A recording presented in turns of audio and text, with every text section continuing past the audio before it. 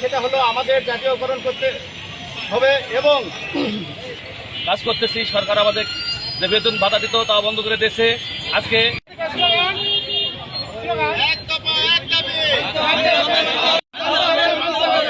আমরা কাজ করবো না, বেতনে কাজ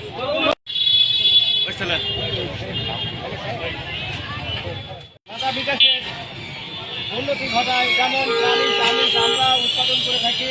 আমাদের মাধ্যমে গরু, মহিষ, ছাগল, ভেড়া কৃত্রিম প্রজনন করে দুধ ও মাংসের চাহিদা আমরা পূরণ করে থাকি। অথচ আমরা আজকে অবহেলিত। আমাদের না আছে বেতন, না আছে চাকরি। আমরা এক দফা এক দাবিতে নেমে আসছি একটাই উদ্দেশ্যে, সেটা হলো আমাদের জাতীয়করণ করতে হবে এবং বিগত 9 মাসের ভাতা আমাদের বকেয়া আছে, এই ভাতাগুলো আমাদেরকে দিতে হবে, নইলে আমরা কাজ করতে বিনা বেতনে ইচ্ছুক না। এই দাবিগুলো আমরা আমাদের অধিদপ্তরের ডিজি মহোদয়ের কাছে আমরা দিতে চাই, এর মাধ্যমে মানববন্ধনের মাধ্যমে দিতে চাই।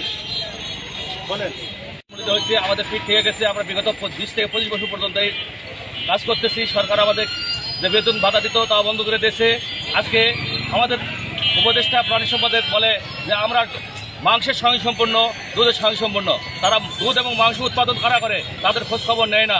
তারা কিভাবে থাকে? আজকে এই দেশে কোটা এবং বৈষম্য বিরোধী আন্দোলন করলো।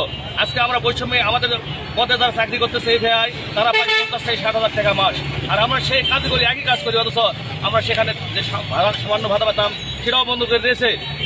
তাই আজকে টান প্রাণ দাঁড় ঠেকে গেছি। আমরা একটা বা একটা দিনে রাস্তায় নেমেছি।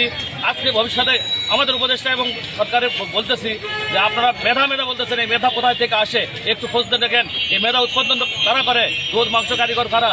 যারা দুধ মাংসের কারিগর তাদেরকে আপনারা প্রাধান্য দিচ্ছেন না। অতএব আমরা হুঁশিয়ার করে দিচ্ছি, যদি আমাদের কোনো ব্যবস্থা না করেন হয় ভালো, না হলে আমরা একবারে আমাদেরকে বাদ দেন, আমরা জানবো আমাদেরকে বাদ দিয়েছেন।